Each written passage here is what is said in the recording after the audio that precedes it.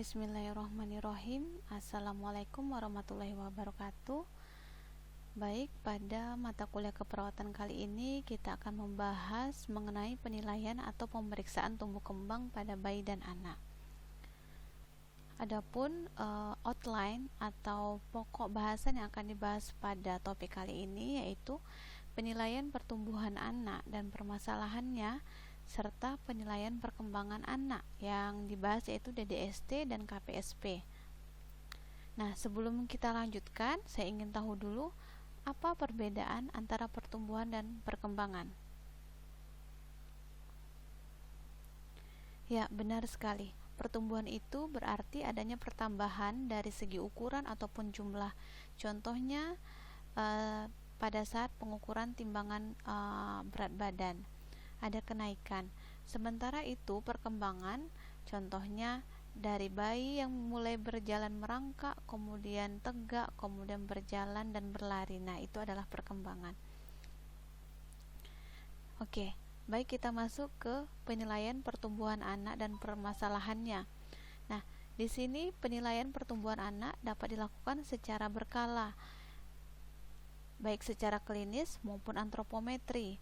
Nah, penilaian secara klinis contohnya yaitu pemeriksaan fisik, pemeriksaan laboratorium dan radiologis. Ya.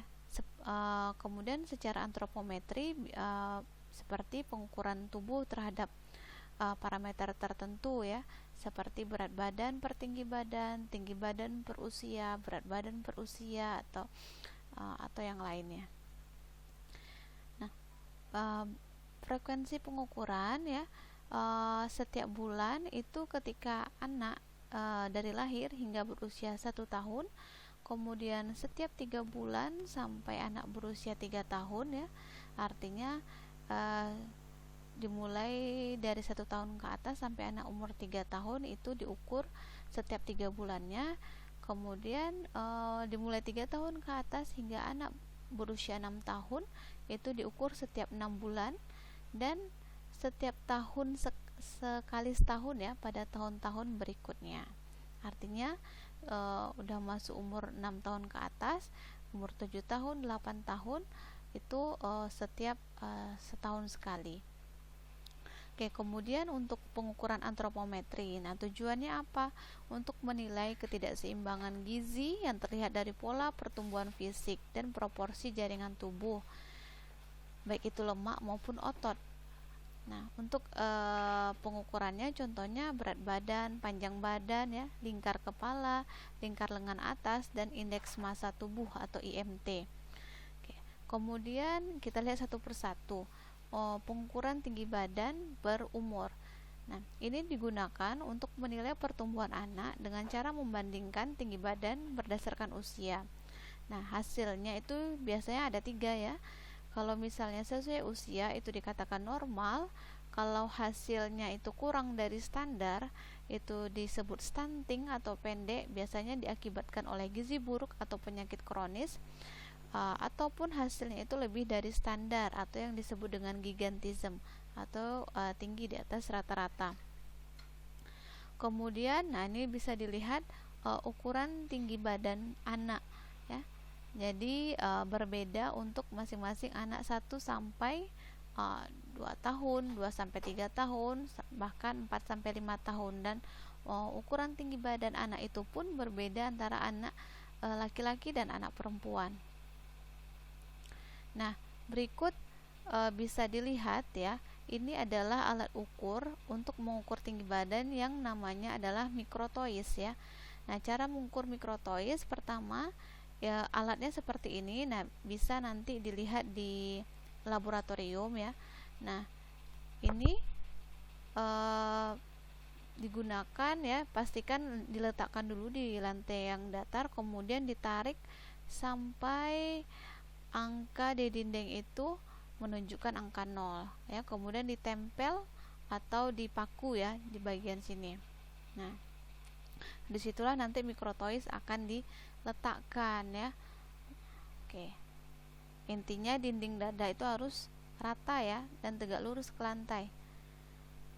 Nah, ini adalah pengukuran tinggi badan. Nah, jadi cara pengukuran tinggi badannya itu ini pengukur ya atau perawat. Nah, ini anak. Nah, posisi anak itu kalau berdiri kita ukurnya dengan menggunakan mikrotois. Dia harus lurus, harus tegak ya, tanpa alas kaki, kemudian tanpa diikat rambutnya. Jika ada anak perempuan ya, itu harus dilepas ikatan rambutnya. Jadi posisinya itu harus menempel ke dinding ya. Di sini kepala ya, bagian kepala, bagian bahu atau punggung belakang, kemudian bagian bokong dan bagian tumit anak ini harus menempel pada dinding. Jadi harus tegak lurus ya. Nah, kemudian si pengukur atau si perawat ini melihat harus tegak lurus matanya, tidak boleh lebih atau lebih rendah, lebih tinggi atau lebih rendah, tapi harus sejajar ya antara pengukur mikrotois dengan mata. Oke, jadi harus tegak lurus seperti itu. Nah, ini pengukuran panjang badan. Kalau tadi tinggi pengukuran tinggi badan, sekarang panjang badan pada bayi. Bagaimana mengukurnya? Nah, jadi pengukuran panjang badan ini menggunakan kotak mistar atau yang dikenal dengan Langboard atau infantometer. Nah, biasanya ini diukur pada anak kurang dari 2 tahun ya.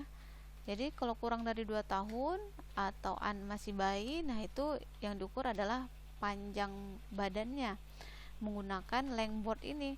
Nah, gimana cara mengukurnya? Jadi ini perawat, ini asisten atau bisa minta bantuan dengan ibu. Nah, si ibu memegang kepala anak ya, sementara perawat meluruskan kaki anak ya, benar-benar lurus, dimana harus tegak lurus posisinya seperti ini ya.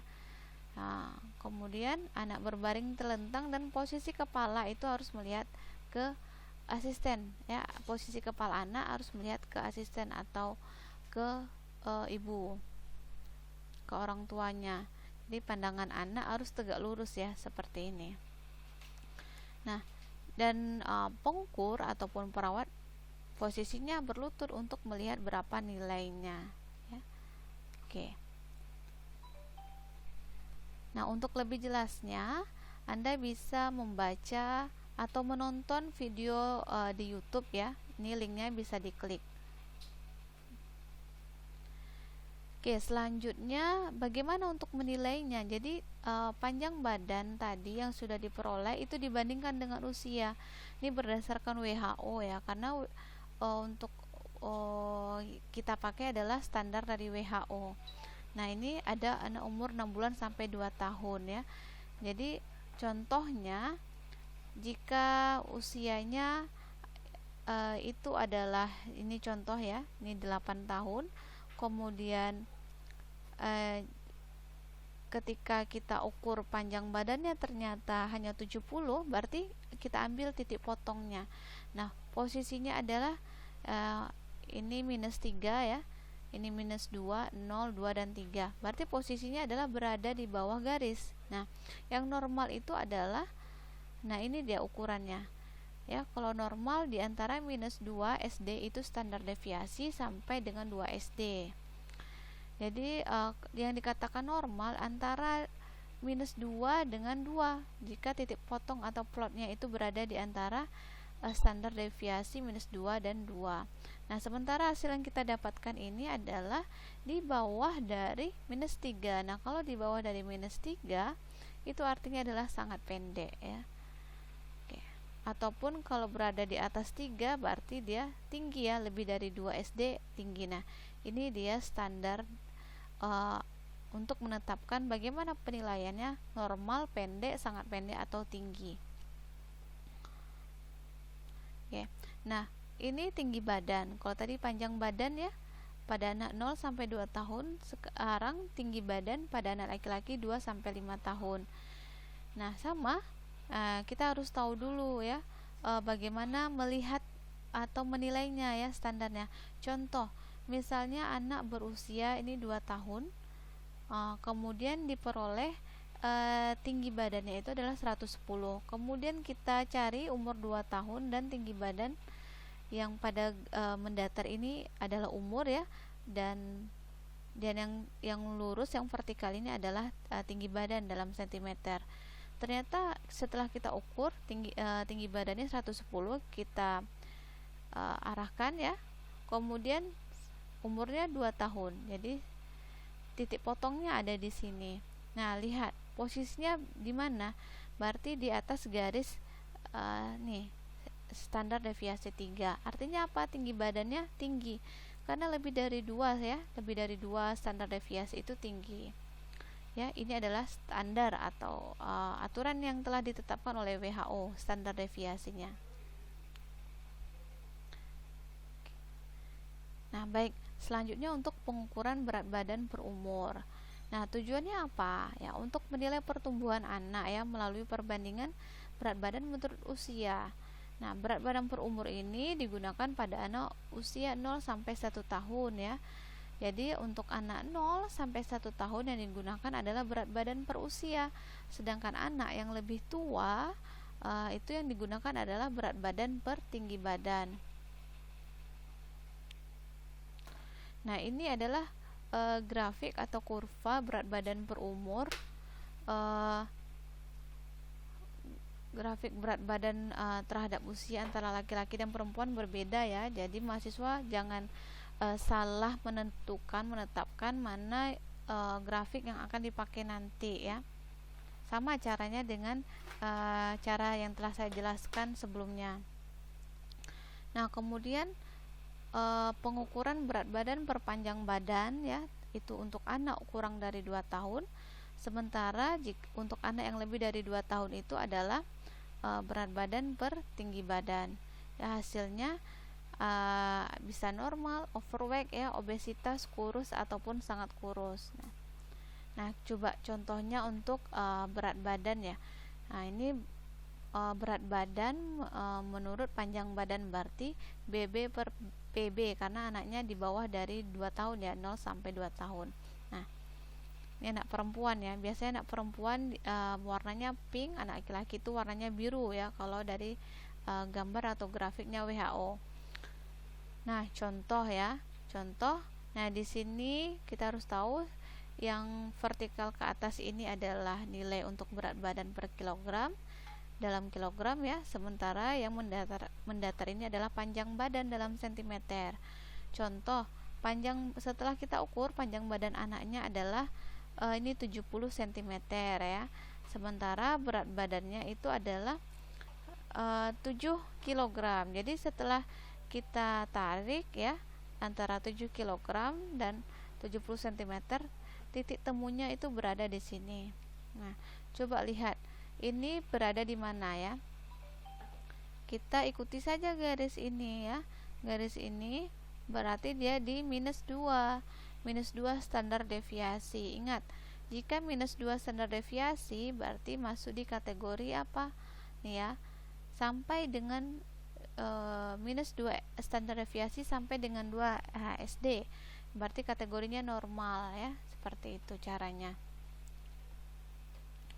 Nah, ini juga ya pada laki-laki sama ya.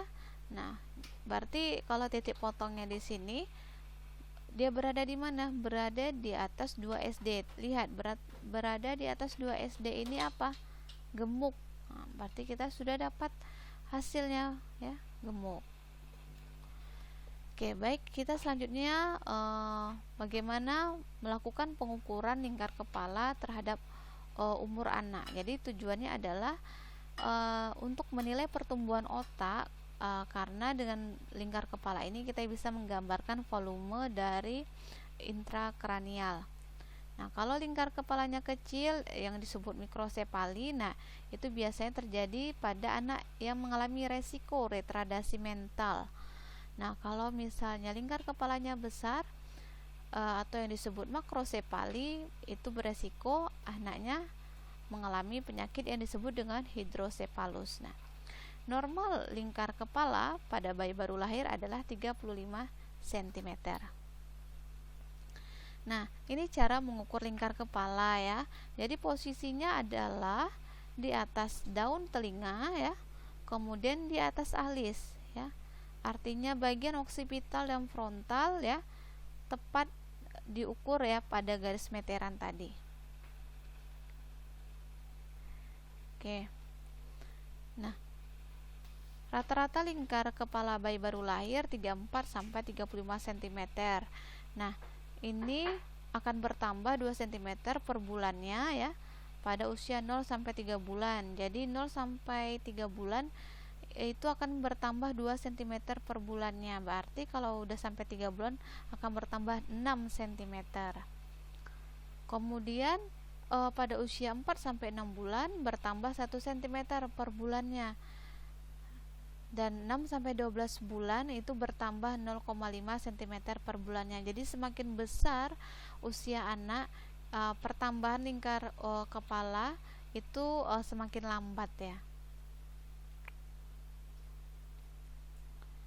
Nah, sama ya dengan panjang badan atau berat badan, tinggi badan. Nah, lingkar kepala pun menggunakan grafik ya, grafik. Jadi untuk pengukuran lingkar kepala ya, ini grafik ya, ini contoh untuk lingkar kepala anak perempuan. Jadi kita harus tahu dulu kalau yang pada garis mendatar horizontal ini menunjukkan bulan ya dan tahun. Karena di sini adalah grafik untuk anak perempuan berusia dari lahir sampai 18 tahun. Kemudian yang ke atasnya adalah lingkar kepala dalam sentimeter.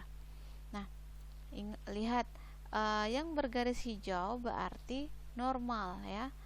Sementara yang kuning ya, kalau lebih dari 2 cm berarti dia besar ya lingkar kepalanya atau disebut makrosefali. Sementara yang di bawah -2, yang bagian kuning di bawah berarti kecil ya lingkar kepalanya atau disebut mikrosefali. Ya, ini saya berikan contoh, misalnya anaknya berumur 15 bulan ya, 15 bulan. Kemudian diperoleh lingkar kepalanya adalah 42. Nah, ayo silahkan dicoba berada di mana posisinya, apa hasil penilaiannya.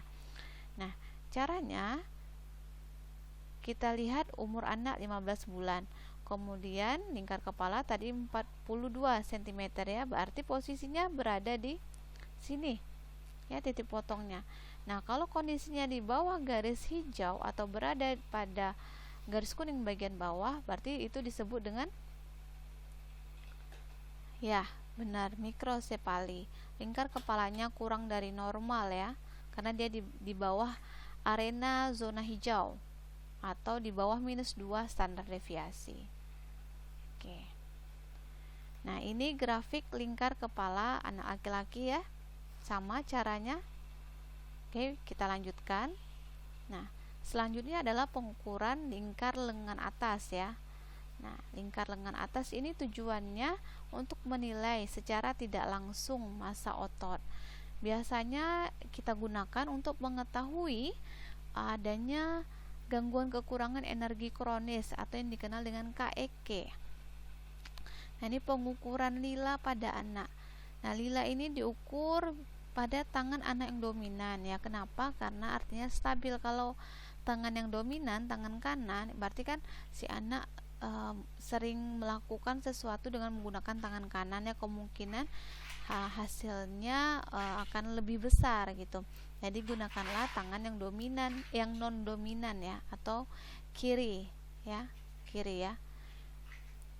Nah, kemudian area titik tengah lengan atas atau akromion ke olecranon ya. Jadi nanti ini dibagi 3 ya, lengan itu area akromion ke olecranon ya, ke bahu ya. Nah, titik tengahnya, baru disitulah tempat pengukuran lila. Nah, ini untuk mengukur pita lila ya. Lihat kalau yang, jadi sebenarnya pita lila itu bolak-balik ya. Kalau yang di depan itu adalah untuk ibu hamil atau ibu menyusui ya, lilanya untuk ibu hamil. Kemudian yang di belakangnya adalah untuk bayi ya, bisa dilihat ukurannya. Jadi jangan bingung nanti menggunakan pita lila. Nah, kemudian ini adalah kurva lingkar lengan atas per usia ya. Kalau pada anak perempuan itu warna pink, anak laki-laki itu berwarna biru ya, sama caranya. Jadi standar yang ditetapkan oleh WHO itu sama ya. Normal itu berada dari -2 hingga 2 standar deviasi. Kemudian lebih dari 2 standar deviasi itu berarti bisa dikatakan nanti obes ya kalau untuk lingkar lengan ya, karena indikator kegemukan juga. Kemudian kalau yang kurang ya atau di bawah dari garis standar -2 deviasi itu bisa disebut dengan kurus ya. Oke. Jadi dilihat ya grafiknya itu sesuai enggak dengan anak yang akan kita lakukan pemeriksaan. Nah, selanjutnya adalah pengukuran indeks massa tubuh ya. Nah, pengukuran indeks massa tubuh ini rumusnya adalah berat badan per tinggi badan dikuadratkan.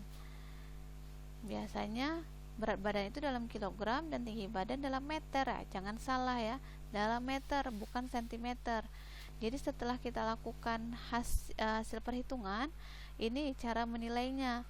Jadi IMT itu jika kurang dari 18,5 itu underweight ya atau kurus. Kemudian rentang normal itu adalah 18,5 sampai 24,99. Nah, 25 sampai 29,99 itu overweight. Kemudian 30 sampai 34,9 adalah obes tingkat 1 ya atau obes level 1. Kemudian 35 hingga sampai 39,99 itu adalah obes level 2 dan lebih dari 40 adalah obes level 3. Nah, silahkan coba kalian hitung IMT tubuh kalian masing-masing berada di status gizi yang mana.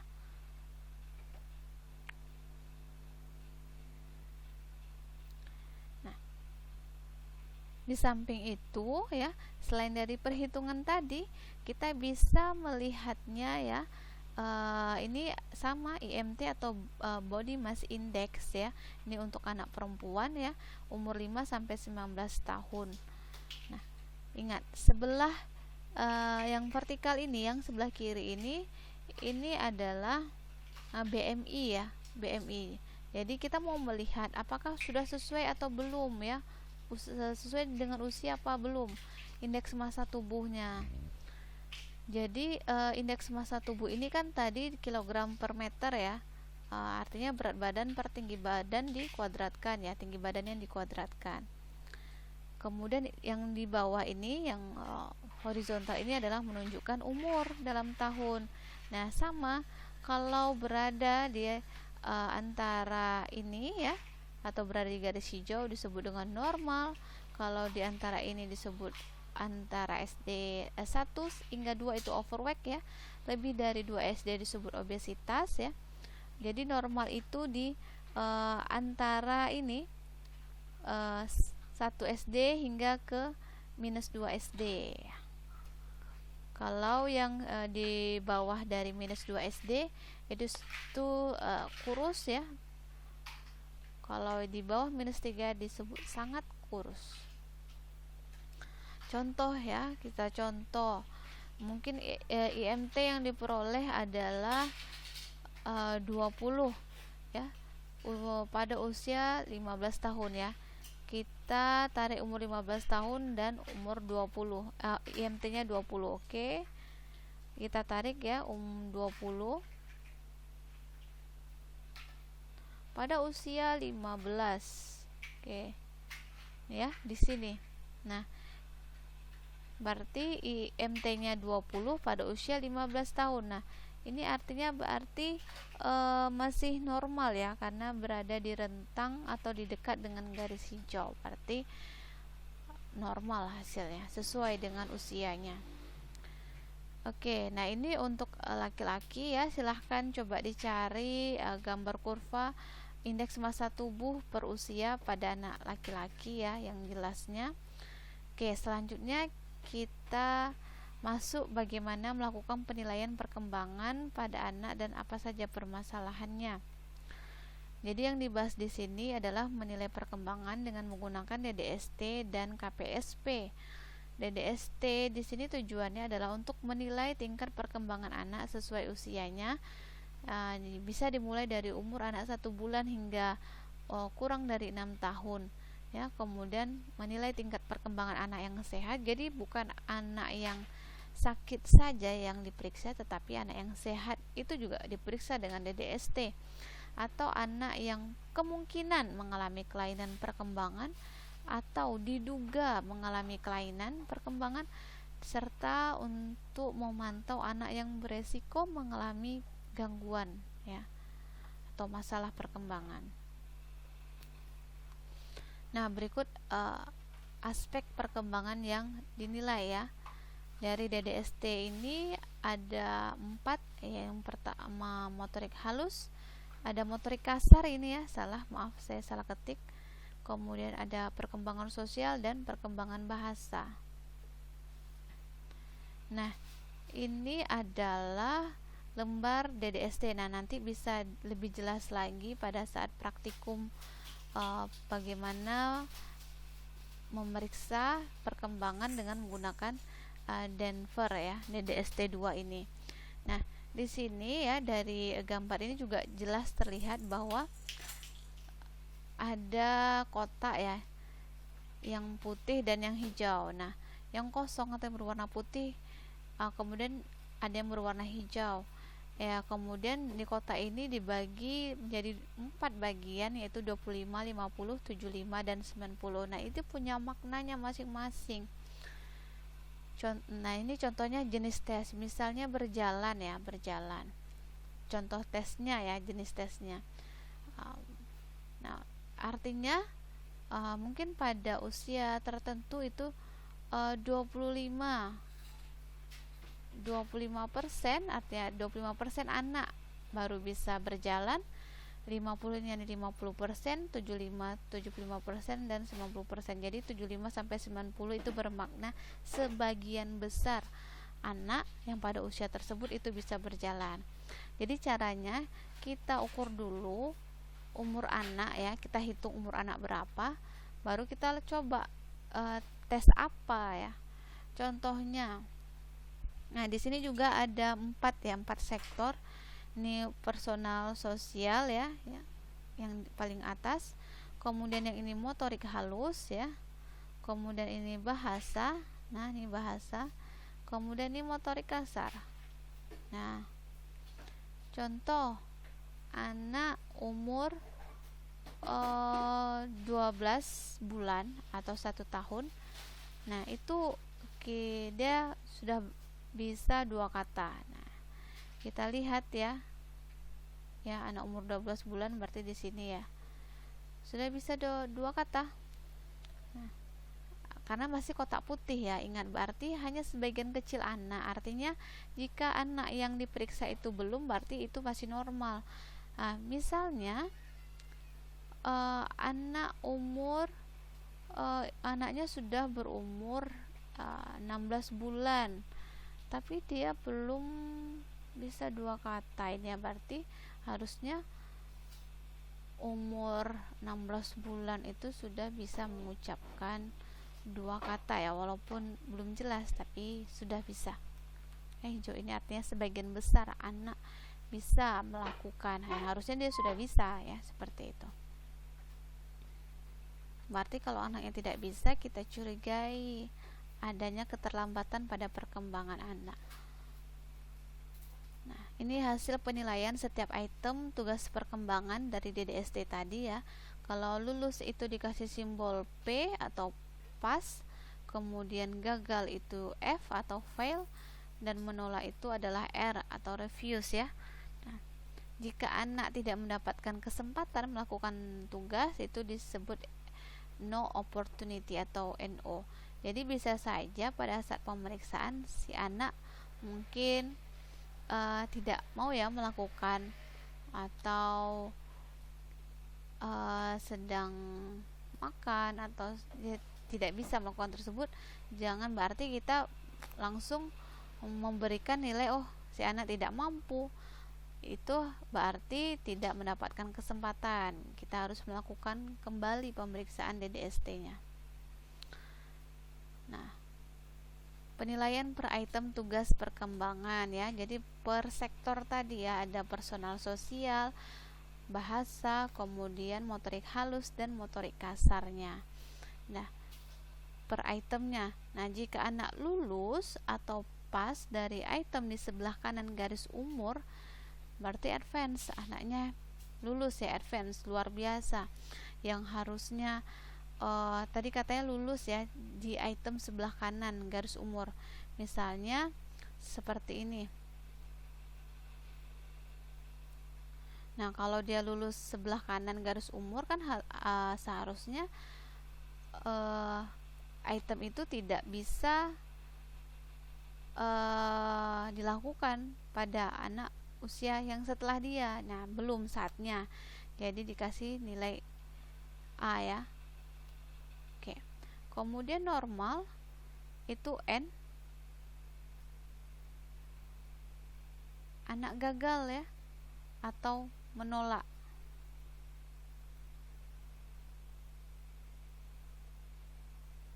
Oke. Nah, normal bisa jadi anak gagal atau menolak melakukan tugas perkembangan di sebelah kanan ya, di sebelah kanan garis umur ya.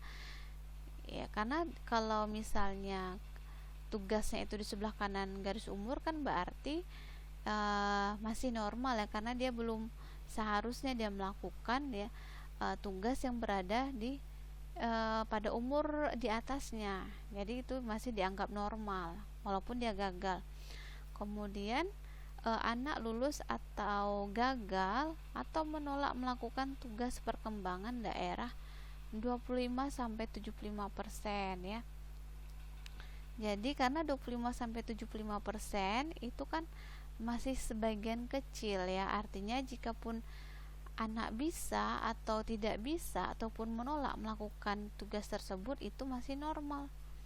Oke.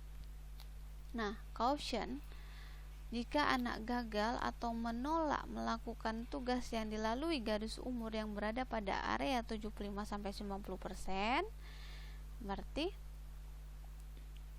kalau misalnya gagal atau menolak dia melakukan ya pada area 75-90%, itu kita harus menjadi perhatian ya. Seharusnya tugas yang berada pada garis ya 75-90% itu seharusnya sebagian besar anak itu sudah mampu melakukan tugas tersebut. Nah, jika anak tersebut gagal atau menolak, nah kita harus curigai ya atau kasih caution. Kemudian delay, jika anak gagal atau menolak melakukan tugas di sebelah kiri garis umur. Jadi seharusnya tugas di sebelah kiri garis umur itu dia sudah bisa dilakukan oleh semua anak seusia tersebut ya. Nah, tapi dia tidak bisa, berarti delay ya. Nah, kemudian no opportunity, jika anak tidak memiliki kesempatan untuk mencoba atau melakukan tes ya. Jadi melakukan tes perkembangan Denver ini tidak boleh dipaksakan ya. Kalau misalnya anak tidak mau, jangan langsung dijudge delay ya. Mungkin ada sesuatu hal seperti itu. Oke. Nah, ini interpretasi atau kesimpulan keseluruhannya. Jadi, nah, jika normal ya, jika tidak ada skor delay, jadi nggak ada skor delay atau hanya ada satu maksimal yang caution, itu normal. Sementara suspek, jika ada satu atau lebih dari satu delaynya dan dua atau lebih dari dua cautionnya. Nah, apa yang dilakukan jika seperti itu? Jangan menganggap nanti ini sudah buruk. Enggak, kita harus lakukan pemeriksaan ulang lagi 1-2 minggu mendatang. Ya, mungkin saja anaknya lelah, sakit atau takut ya terhadap pemeriksa. Nah, kemudian jika hasil akhirnya tak dapat diuji ya, satu atau lebih skor itu delay ya, atau satu atau lebih dari dua caution, yang disebabkan penolakan ya. Artinya si anak menolak, bukan si anak tidak mampu melakukan tersebut. Jadi harus dilakukan uji ulang kembali. Oke, selanjutnya ini kuesioner KPSP yang dikenal dengan kuesioner pra-screening perkembangan.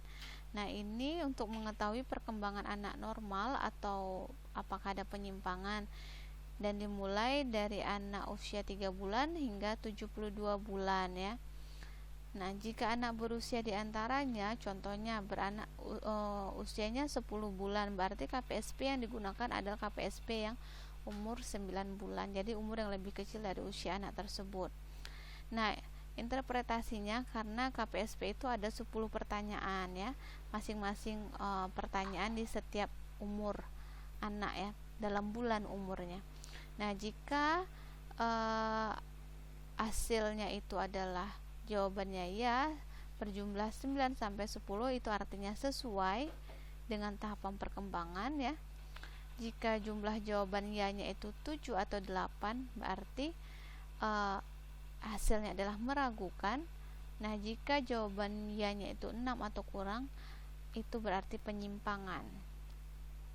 Oke, baik, demikianlah penjelasan mengenai penilaian pertumbuhan dan perkembangan anak. Selamat belajar. Terima kasih. Assalamualaikum warahmatullahi wabarakatuh.